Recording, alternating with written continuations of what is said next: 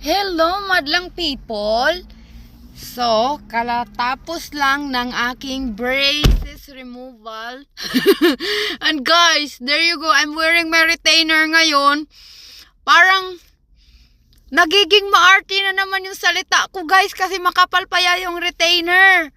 So, parang ang arte-arte ko pa din magsalita. Parang, parang naka-braces na naman ako. Para akong, pero ang ganda, guys.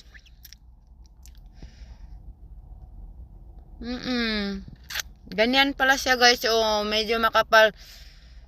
Kaya so kailangan siyang tanggalin pag kumain ako. And I cannot be wearing this when I am drinking anything na colored yung drinks like coffee, mga soda, anything na may kulay. Ang arte-arte ko na naman magsalita.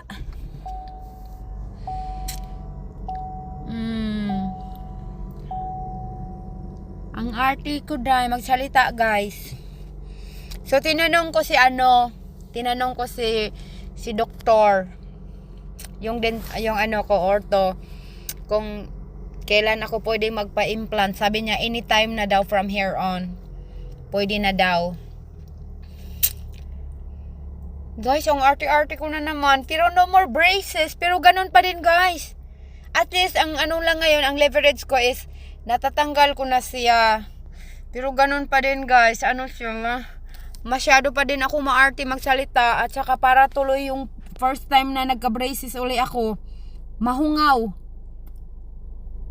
Hungaw. Hungaw siya, guys. Hungaw.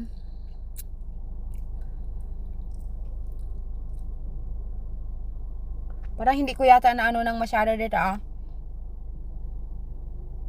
na push. Bye, guys. I gotta go home kasi mag-work tayo.